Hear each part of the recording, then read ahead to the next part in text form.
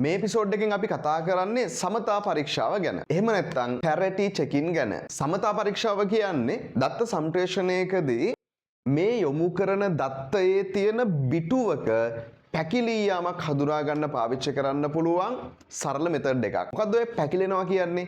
පැකිලෙනවා කියන්නේ ෆ්ලිප් වෙනවා කියන එක. ෆ්ලිප් වෙනවා ෆ්ලිප්. සරල අදහස තමයි මේ සම්ප්‍රේෂණය කරන දත්තයක එක සහ බිඳු වෙනස් වෙනවා කියන අදහස. ඔක තේරුන්නේ නැහැ නේද? රයිට්. අපි ඉස්සරහට මේ කතා කරගෙන යද්දී ඔයාලට හරියටම තේරෙයි මොකක්ද මේ ෆ්ලිප් වෙනවා කියන්නේ කියලා. එහෙනම් අපි ඉස්සරහට යමු. ලියා ගන්න මාතෘකාව සමතා පරීක්ෂාව. මේකට අපි කියනවා පැරිටි චෙකින් කියලා. මේ බලන්න.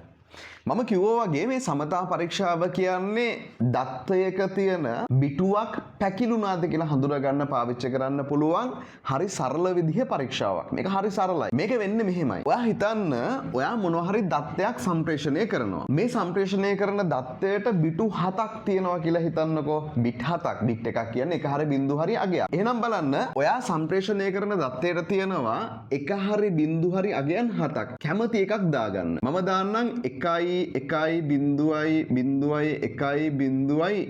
රයිට් 1 2 3 4 5 6 7යි ඔන්න බිට් 7ක් තියෙනවා. දැන් සමතා පරීක්ෂණයේදී වෙන්නේ නැත්නම් පැරිටි චෙකින් වලදී වෙන්නේ මේ යවන දත්තය තියෙනවනේ. මෙන්න මේ යවන දත්තයට අමතරව මෙන්න මෙතනින් බිට් එකක් එකතු කරනවා. ඒ කියන්නේ ඔයාගේ අර බිටු අනුක්‍රමණයේ ඉස්සරහට අමතර බිටුවක් එකතු කරනවා. මෙන්න මේ එකතු කරන අමතර බිටුවට අපි නමක් කියනවා පැරිටි බිට් එක කියලා. නැත්තම් මේකට කියනවා සමතා බිටුව කියලා. පැරිටි බිට් නැත්තම් සමතා බිටුව. හරි ආය අහගන්න. සමතා පරීක්ෂාව කියන්නේ දත්ත සම්ප්‍රේෂණය කරද්දී ඇති වෙන්න පුළුවන් දෝෂයක් හඳුනා ගන්න. ඇත්තටම මෙතනදී අපි අඳුරගන්නේ යම්කිසි බිටුවක් පැකිලුණාද කියන එක. පැකිලුණාද කියන වචනේ තාම තේරුන්නේ නැහැ. හරි යම්කිසි බිටුවක් පැකිලුණාද කියලා හඳුනගන්න පාවිච්චි කරන්න පුළුවන් හරි සරල මෙතඩ් එකක් තමයි සමතා පරීක්ෂාව කියලා කියන්නේ. සමතා පරීක්ෂාවේදී වෙන්නේ මොකක්ද? ඔයා යොමු කරන බිටු අනුක්‍රමණයට අමතරව බිටුවක් එකතු කරනවා. බිට් එකක් එකතු කරනවා. මේ බිට් එකට අපි නමක් කියනවා මොකක් කියලාද කියන්නේ? පැරිටි බිට් එක. සමතා බිටුව කියලා කියනවා. දැන් මෙන්න මේ එකතු කරන බිට් එකේ වැලියු එක එකද බිඳුවද කියන එක තීරණය වෙනවා මේ පද්ධතිය ඇතුලේ පාවිච්චි කරන සමතා පරීක්ෂාව මත. ඒ කියන්නේ සමතා පරීක්ෂාවල වර්ග තියෙනවා. සමතා පරීක්ෂාවල වර්ග දෙකක් තියෙනවා. රයිට්? එකක් තමයි අපි කියනවා ඔත්තේ සමතා පරීක්ෂාව. නැත්නම් අපි කියනවා ඔඩ් පැරිටි චෙකින් එක. එහෙම නැත්නම් දෙවෙනි එකේ තියෙනවා ඉරට්ටේ සමතා පරීක්ෂාව. අපි ඒකට කියනවා ඊවන් පැරිටි චෙකින් කියලා. ඔයා හිතන්න මේ කියන පද්ධතියේ දැන් අපි මේ එක්සැම්පල් එකේ ගත්ත පද්ධතියේ අපි නිකන් උදාහරණයකට හිතමුකෝ මේ වෙලාවේ පද්ධතියේ පාවිච්චි කරන්නේ ඊවන් පැරිටි එකක් කියලා. ඒ කියන්නේ ඉරට්ටේ සමතා පරීක්ෂාවක්. බලන්න වෙන වැඩේ. ඔයා දත්තයක් සම්ප්‍රේෂණය කරද්දී ඔයා මේ පද්ධතිය ඇතුලේ පාවිච්චි කරන්නේ ඉරට්ටේ සමතා පරීක්ෂාවක් නම් ඒකේ අදහස තමයි මේ සම්ප්‍රේෂණය කරන දත්තයේ තියෙන එකේ බිට් ගාන ඉරට්ටේ ගානක් වෙන්න ඕනේ කියන එක. අපෝ කියන්න ඔයා පාවිච්චි කරන්නේ සමතා පරීක්ෂාව විදිහට ඉරට්ටේ සමතා පරීක්ෂාවක් නම් මෙන්න මේ ඉරට්ටේ සමතා පරීක්ෂාවේදී ඒගොල්ලෝ බලන්නේ මොකක්ද? සම්ප්‍රේෂණය කරන දත්තයේ පවතින එකේ බිටු ගණන ඉරට්ටේද කියන එක. එහෙනම් අපි මේ සමතා බිටුව තීරණය කරන්න ඕනේ මේ සම්පූර්ණ යවන බිටු අනුක්‍රමණය ඇතුලේ තියෙන එකේ බිට් ගාන මොනවා වෙන විදිහටද? ඉරට්ටේ ගානක් වෙන විදිහට. දැන් ඔන්න බලන්න. දත්තයේ දීලා තියෙන බිට් සෙට් එක දිහා බැලුවොත් ඔයාට පේනවා 1 2 3 4යි එකේ ඉලක්කම් 4ක් තියෙනවා. එහෙනම් එකේ ඉලක්කම් 4ක් කියන්නේ මේ වෙලාවේ යොමු කරන සමස්ත බිටු ගණන ඉරට්ටේ ගානක් වෙන විදිහට යවන්න නම් ඔයා මේ වෙලාවේ මේ අමතර බිට් එක විදිහට එකතු කරගන්න මොකක්ද? අමතර බිට් එක විදිහට ඔයා එකතු කරගන්න ඕනේ බිඳුව කියන බිට් එක. ඇයි බිඳුව දාන්නේ? මොකද සම්පූර්ණම යවන බිටු අනුක්‍රමණයේ තියෙන එකේ ගාන ඉරට්ටේ වෙන්න ඕනේ. එහෙනම් 1 2 3 4 කියන්නේ ඉරට්ටේ. බැරි වෙලා හරි අපි මෙතන බිට් එක එක කළොත් එහෙම සම්පූර්ණ බිටු ගාන ඔත්තේ වෙනවා. එහෙම නෙමෙයි. අපි පාවිච්චි කරන්නේ ඊවන් පැරිටි එකක්. ඊවන් පැරිටි එකක් කියන්නේ මොකක්ද? ඉරට්ටේ සමතා පරීක්ෂාවක්. එහෙනම් මෙතනදී යවන එකේ බිටු ගාන ඉරට්ටේ වෙන විදිහට මේ තියෙන සමතා බිටුව තීරණය කරනවා. අද මෙහෙම හිතන්න. ඔයා හිතන්න බැරි වෙලා හරි මේ වෙලාවේ අපි පාවිච්චි කරේ ඔඩ් පැරිටි එකක් කියලා නැත්නම් ඔත්තේ සමතා පරීක්ෂාවක් කියලා හිතන්න. දැන් මොකද වෙන්නේ? ඔත්තේ සමතා පරීක්ෂාවන් නම් පාවිච්චි කරේ මේ වෙලාවේ මේ අමතර බිටුව නැත්නම් මේ පැරටි බිට් එක මොකක් වෙන්න ඕනේද? එක වෙන්න ඕනේ. ඇයි එහෙම වෙන්නේ? යවන සම්පූර්ණ දත්තයේ නැත්නම් යවන සම්පූර්ණ බිටු අනුක්‍රමණයේ එකේ ගාන ඔත්තේ වෙන්න ඕනේ. ඔඩ් පැරිටි නම් පාවිච්චි කරන්නේ. එහෙනම් ඔත්තේ වෙන්න නම් මේ වෙලාවේ මේක එක කරන්න ඕනේ. එහෙනම් පළවෙනි දේ. ඔයාලට තේරෙනවද අපි මේ සමතා බිටුව කියන එක තීරණය කරද්දී හැමතිස්සෙම ඉරට්ටේ සමතාවක් තියෙනවා නම් ඉස්සරහට බිඳුව හරි ඔත්තේ සමතාවක් තියෙනවා නම් ඉස්සරහට එක හරි එහෙම දානවද? නෑ. ඒ එකද බිඳුවද කියන එක තීරණය කරන්නේ අපි දාන අගේ එකද බිඳුවද කියන එක තීරණය කරන්නේ ඒ වෙලාවේ තියෙන එකේ බිටු ගණන මත සහ පාවිච්චි කරන සමතා පරීක්ෂාව මත. එතන පාවිච්චි කරන ඉරට්ටේ ගණනක් නම් දැන්ටමත් දත්තේ ඉරට්ටේ සංඛ්‍යාවක් තියෙනවා නම් එකේ ඉලක්කම්. එහෙනම් මොකද කරන්න ඕනේ? අපි මෙතන බිඳුවක් කරගන්න. මොකද අමුතුවෙන් ඉරට්ටේ ගානක් හදන්න ඕන නැහැ. ඔයා ඊවන් පැරිටි එකක් පාවිච්චි කර කර ඉද්දී යවන දත්තේ එකේ බිට් ගාන තිබ්බේ ඔත්තේ ගානක් නම් අන්න ඒ වෙලාවේ ඉරට්ටේ ගානක් වෙන විදිහට මෙතන තියෙන බිට් එක කරන්න වෙනවා. හරි අපි ඒකත් බලමු. හිතන්න මේ වෙලාවේ ඔයා යවන ඩේටා එක මෙන්න මෙහෙම තියෙන්නේ. ඒ කියන්නේ යවන ඩේටා එකේ එකේ ගාන තියෙන්නේ 1 2 3යි. ඒ කියන්නේ ඔත්තේ ගානක් වෙන විදිහට තමයි තියෙන්නේ. එහෙනම් මේ වෙලාවේ අපි සමතා බිටුව තීරණය කරනවා නම් සමතා බිටුව මේ වෙලාවේ මොකක් වෙන්න ඕනේද? අපි පාවිච්චි කරන්නේ ඊවන් පැරිටි එකක්. ඊවන් පැරිටි එකක් පාවිච්චි කරනවා නම් සමස්ත බිටු අනුක්‍රමණය ඇතුලේ එකේ ගාන ඉරට්ටේ වෙන්න ඕනේ. මේ වෙද්දි දත්තේ තියෙන්නේ එකේ ඉලක්කම් 1 2 3යි. ඒ කියන්නේ මෙතන තියෙන්නේ ඔත්තේ ගානක්.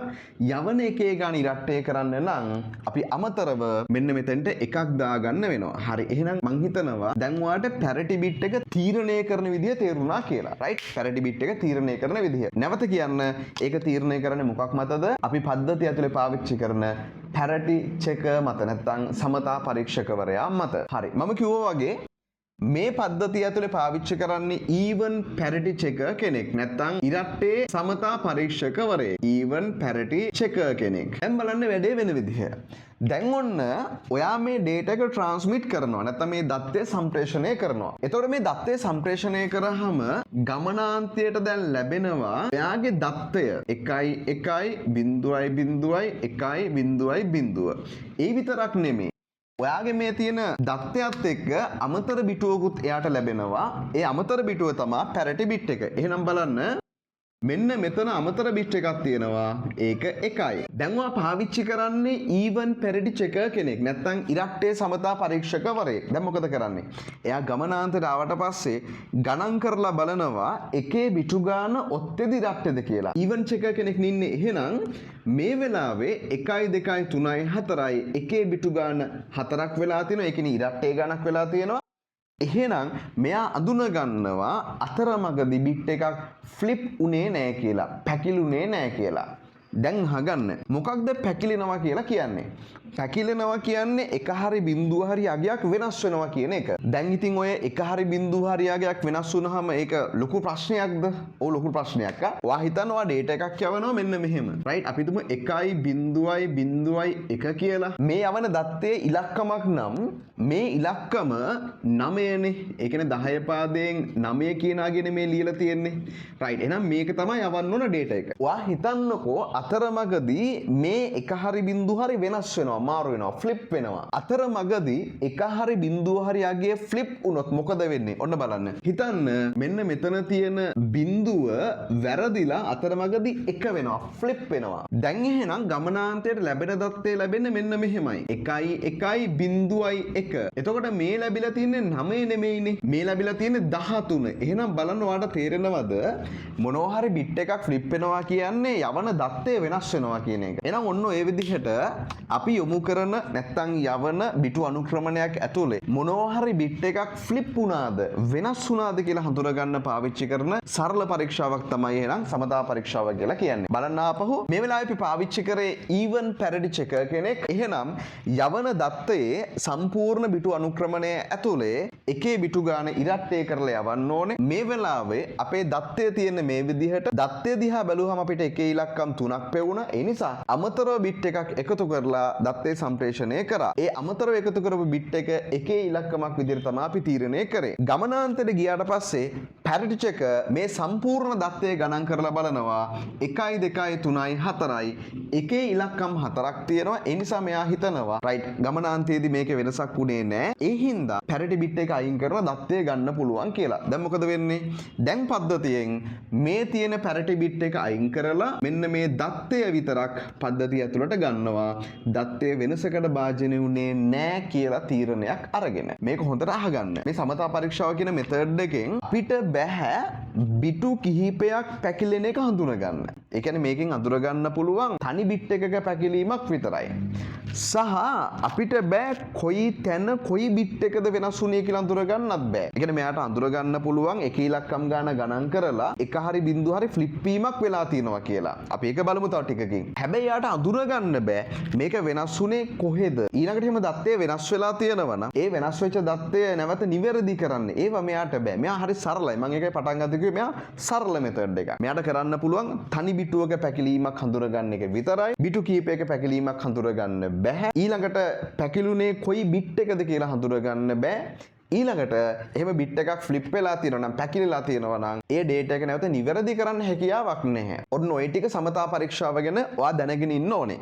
හරි දැන් අපි මෙහෙම හිතමු. දැන් ඔන්න මේ ඩේටා එකේ කිසිම අවුලක් උනේ නැහනේ. හැබැයි ඔන්න බලන්න දෙවෙනි අවස්ථාව. අපි දැන් මෙන්න මෙහෙම ඩේටා එකක් යවනවා.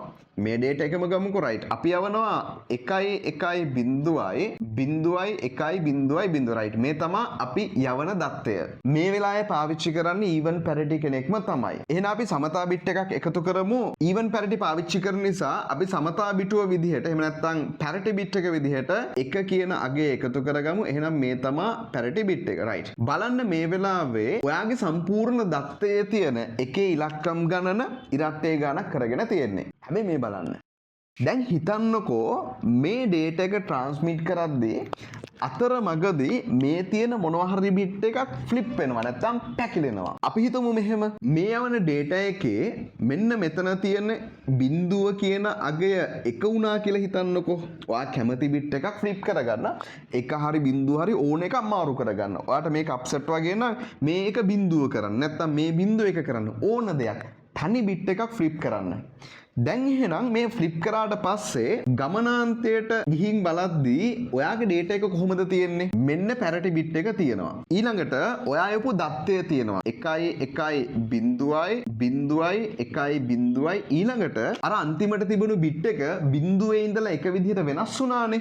එහෙනම් මෙන්න මේ වෙනස් වෙච්ච බිට් එක තියෙනවා. රයිට් මේක වෙනස් වෙලා තියෙන්නේ. ඒක මම වෙන පාටකින් ලියලා තියෙන්නේ. හරි බලන්න. දැන් එහෙනම් තනි බිට් එකක් ෆ්ලිප් වුණා. බලන්න ගමනාන්තයට ගියාම මොකද වෙන්නේ කියලා. හරි. ඔන්න ගමනාන්තයට යනවා. ගමනාන්තයට ගියාම ගණන් කරලා බලනවා. 1 2 3 4 5යි. පාවිච්චි කරන්නේ even parity කෙනෙක්. එහෙනම් එයාට තේරෙනවා ගමනාන්තයට යද්දී මේ කොහේ හරි තැනක තනි බිට් එකක් වෙනස් වෙලා තියෙනවා. ඇයි එහෙම කියන්නේ? මොකද එයා බලන්නේ එකේ ඉලක්කම් ගාන ඉරට්ටේ වෙනවා කියලා හිතාගෙන. නමුත් මේ වෙලාවේ බිට් එකක් වෙනස් වෙච්ච නිසා එකේ ඉලක්කම් ගාන ඔත්තේ ගානක් වෙනවා. රයිට්? ඔයා try කරලා බලන්න මේ ඕනම බිට් එකක් එහෙට මෙහෙට පෙරලලා බලන්න, ෆ්ලිප් කරලා බලන්න. ඔයාට තේරෙයි ගමනාන්තයට යද්දී එකේ ඉලක්කම් ගාන ඔත්තේ ගානක් වෙනවා. එහෙනම් මේ වෙලාවේදී දත්තේ දෝෂයක් තියෙනවා කියලා හඳුනා ගන්නවා. ඊළඟට මම ඔයාලට කිව්වා පැරටි චෙකින් පාවිච්චි කරලා අපිට තනි බිටුවක පැකිලීමක් විතරයි හඳුනා ගන්න පුළුවන්. බිට් දෙක තුනක් පැකිලුණාද කියලා හඳුනා ගන්න බෑ. දැන් ඔයා හිතන්නකෝ මෙහෙම දෙයක්. ඔයා හිතන්න ඔය ඩේටා එකම අපි යවනවා. 1.1.1.0 මේ තමයි අපි යවන ඩේටා එක. ඊළඟට මේකට අමතර බිටුවක් එකතු කරනවා අපි 1යි මේ මොන බිට් එකද? මේක තමයි parity බිට් එක. parity බිට් එක. දැන් මොකද වෙන්නේ? දැන් මේ ඩේටා එක යවද්දී මෙතනදිත් බිටු ෆ්ලිප් වෙනවා. හැබැයි මේ වෙලාවේදී අපි හිතමු බිටු එකකට වඩා ෆ්ලිප් වෙනවා කියලා. ඔන්න බලන්න. ඔයා හිතන්න මෙන්න මේ තියෙන බිඳුව මම එක කරගන්නවා. ඊළඟට අපි හිතමු මෙතන තියෙන එක බිඳුව කරනවා කියලා. මොකක් හරි කමන්නේ. ඔය තියෙන බිටු දෙකක් ෆ්ලිප් කරන්න. බිඳු දෙකක් එක කරත් කමන්නේ. එකේ දෙකක් බිඳු කරත් කමනවා. කැමති දෙයක් කරන්න. කරලා බලන්න මේක රයිට්. දැන් මේ වෙලාවේ ගමනාන්තයට ලැබෙන දත්තය බලන්න. මේකෙදි ගමනාන්තයට ලැබෙනවා 1යි මේ එක කියන්නේ parity bit එක ඊගාවට 1.1.0 ඊළඟට මෙතන එක තිබ්බ එක බිඳුව වෙලා තියෙනවා ආපහු මෙතන බිඳුව තියෙනවා අන්තිමටම බිඳුව තිබ්බ එක නැවත එක වෙලා තියෙනවා හරි මේ බලන්න දැන් ඔන්න බිටු දෙකක් ෆ්ලිප් වුණා දැන් වැඩේ බලන්නකෝ. දැන් ගමනාන්තර ගිහිල්ලා බලද්දි අපි ළඟ ඉන්නේ even parity checker කෙනෙක්. එහෙනම් මේ ලැබුණු දත්තේ එකේ බිටු ගාන ඉරට්ටේ ගානක් වෙන්න ඕනේ. ඔන්න බලන්න වැඩේ 1යි 2යි 3යි 4යි එකේ ඉලක්කම් ගණන ඉරට්ටේ ගානක් වෙලා. හැබැයි ඔයාට තේරෙනවද එකේ ඉලක්කම් ගාන ඉරට්ටේ ගානක් වුණාට ලැබුණු දත්තය වැරදි.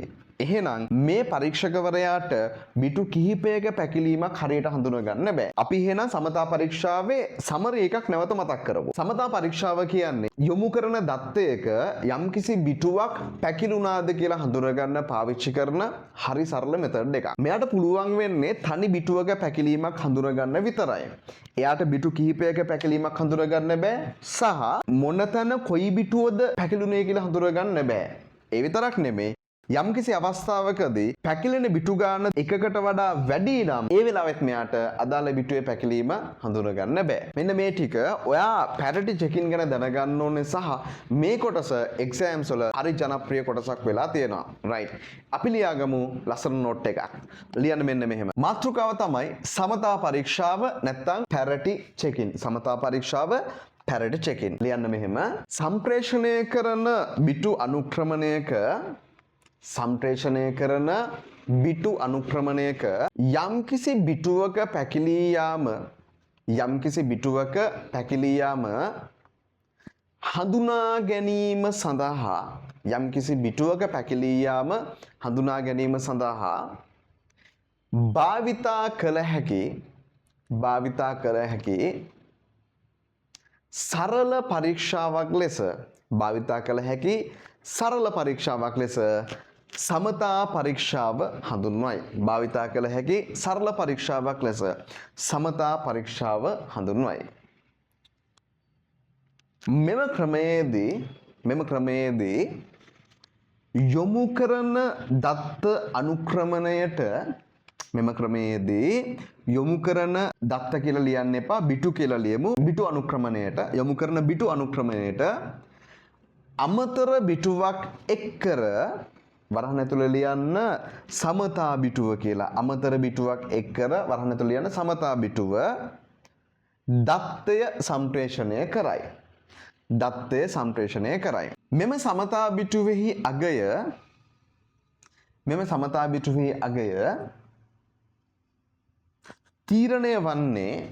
සමතා බිටුවෙහි අගය තීරණය වන්නේ පද්ධතිය තුළ භාවිතා වන සමතා පරීක්ෂක මතය. මෙම සමතා බිටුවේ අගය තීරණය වන්නේ පද්ධතිය තුළ භාවිතා වන සමතා පරීක්ෂක මතය. ඔත්තේ සහ ඉරට්ටේ ලෙස ඉංග්‍රීසි වලින් ලියා ගන්න. ඔත්තේ කියන්නේ odd, ඉරට්ටේ කියන්නේ even. ඔත්තේ සහ ඉරට්ටේ ලෙස සමතා පරීක්ෂකවරුන් දෙදෙනෙකු සිටින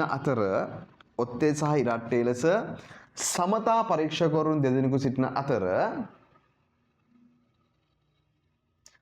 පිළිවෙලින් මෙම පරීක්ෂකවරුන් ලැබුණු දත්තයේ අඩංගු එකෙහි බිටු ගණන ඔත්තේ ගණනක් වන්නේද සහ ඉරට්ටේ ගණනක් වන්නේද යන්න පරීක්ෂා කර බලයි. ඔත්තේ ගණනක් වන්නේද සහ ඉරට්ටේ ගණනක් වන්නේද යන්න පරීක්ෂා කර බලයි. උදාහරණයක් ලෙස ඉරට්ටේ සමතා පරීක්ෂකවරයෙකු භාවිතා වන පද්ධතියක් සලකමු. මෙතන අපි පාවිච්චි කරන්නේ even parity checker කෙනෙක්. හරි නේද? පද්ධතියක් සලකමු. හරි. example කියලා දැන් ඔයා මේක ලියා ගන්න ඕනේ. මේක ලියද්දී මේ තමා ඔයා යොමු කරන දත්තය. මේ තමා අමතර බිටුව නැත්නම් සමතා බිටුව. එතකොට සමතා බිටුව 1 කියන එක තීරණය කරේ සමස්ත එකී ඉලක්කම් ගාන ඉරට්ටේ වෙන විදිහට. ඊළඟට ඔයා පෙන්න ගන්න ඕනේ මේ දත්තේ ගමනාන්තයට යනවා. ගමනාන්තයට ලැබුණට පස්සේ සමතා පරීක්ෂකවරයා එකේ බිටු ගාන ගණන් කරලා බලනවා. එකේ බිටු ගාන ඉරට්ටේ නම් ඒ වෙලාවේ සමතා බිටුව ඉවත් කරලා දත්තේ පද්ධතිය ඇතුළට ගන්නවා. හරි නේද? රයිට්. ඔන්න ඕක ලියා ගන්න. ඕක ලියාගත්තට පස්සේ අපි එතනින් ඉස්සරහට නෝට් එක කන්ටිනියු කරමු. ඊළඟට ලියා ගන්න ඔයා සමතා පරීක්ෂාව යනු සරල පරීක්ෂාවකි. සමතා පරීක්ෂාව යනු සරල පරීක්ෂාවකි. මෙහිදී තනි බිටුවක පැකිලීම පමණක් හඳුනාගත හැකි අතර තනි බිටුවක පැකිලීම පමණක් හඳුනාගත හැකි අතර පැකිලෙනවා කියන ෆ්ලිප් වෙනවා FLIP ෆ්ලිප් මාරු වෙනවා පැකිලෙනවා හඳුනාගත හැකි අතර බිටු කිහිපයක පැකිලීමක් හඳුනාගත නොහැක. තවද පැකිලුණු බිටුව හඳුනා ගැනීම හෝ දෝෂයක් ඇති වී ඇතනම් දෝෂය निराකරණය කිරීම සමතා පරීක්ෂකවරයා හට නොහැකිය. හරි. දැන් ඔයා ලියා ගන්න ඕනේ දෙවෙනි එක්සැම්පල් එකයි තුන්වෙනි එක්සැම්පල් එකයි. මේ එක්සැම්පල් එකේ ඔයා බලන්න තනි බිටුවක් ෆ්ලිප් වුණා. එහෙනම් ගමනාන්තයට ගිහිල්ලා බලනවා එකේ බිටු ගාන ඔත්තේ ඉරට්ටේද කියලා.